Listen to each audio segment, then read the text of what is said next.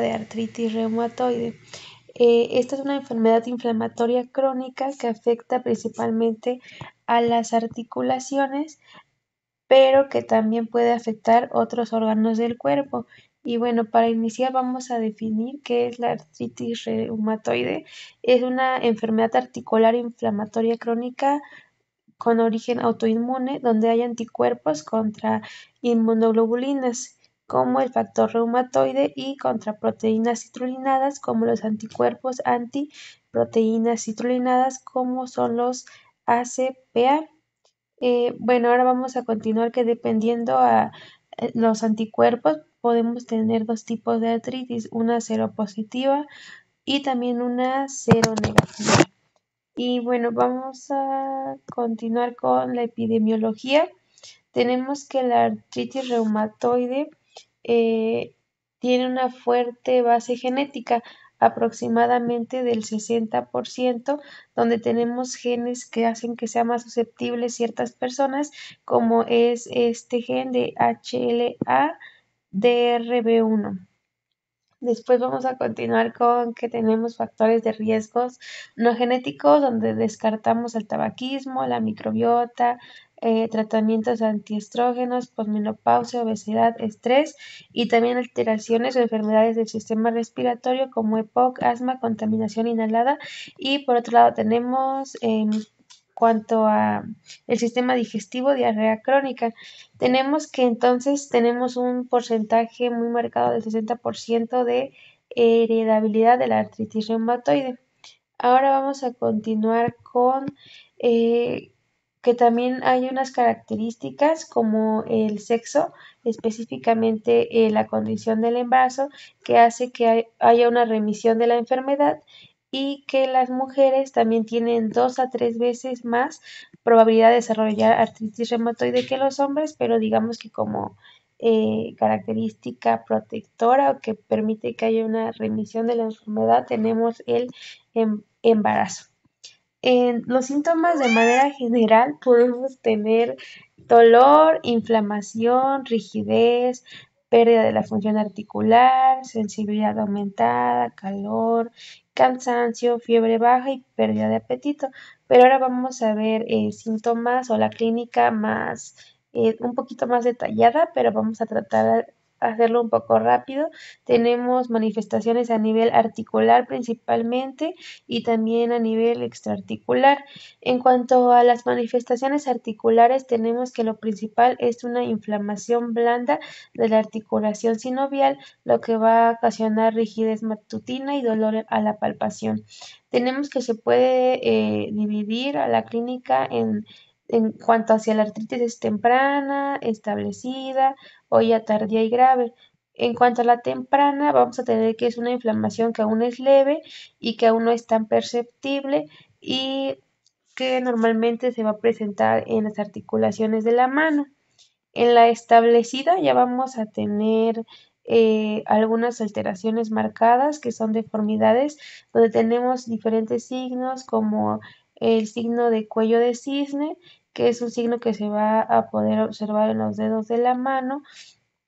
Y también tenemos la subluxación, o lo que quiere decir una dislocación parcial o incompleta de la articulación. Y aquí igual tenemos la imagen donde lo remarca. Después tenemos el pulgar en Z. Y por último, en cuanto a la presentación tardía y grave, tenemos que ya se presenta una afectación mutilante de las articulaciones del tobillo y del pie. Y ahora vamos a continuar con otras características, igual a nivel articular, como los nódulos reumatoides. Estos son importantes, que van a ser como estas pues bolitas que se van a poder percibir a nivel macroscópico en diferentes articulaciones.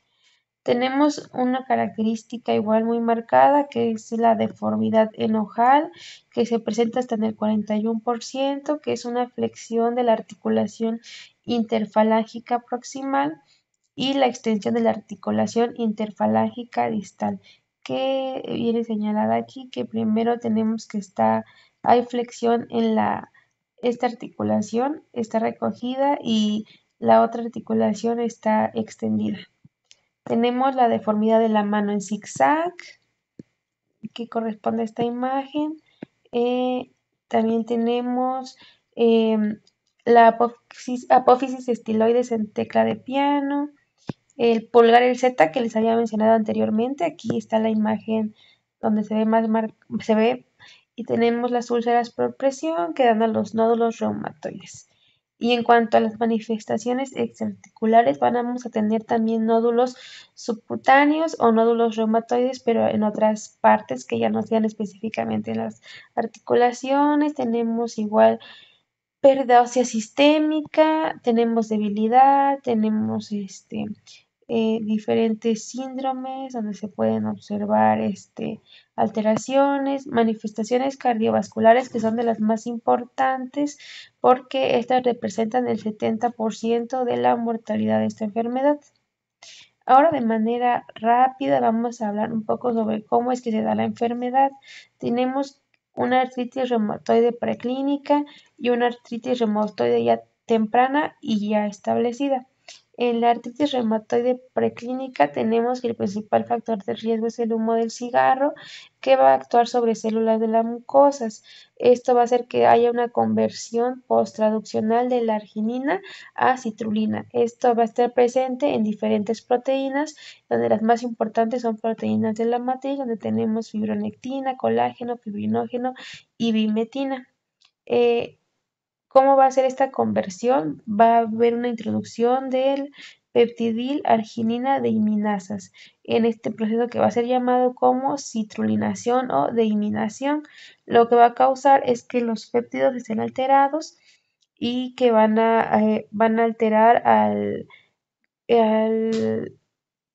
diferentes proteínas y van a hacer que haya una presentación del antígeno a las células T, y estos a su vez van a estimular a las células B para sintetizar diversos anticuerpos que van a reconocer a las autoproteínas.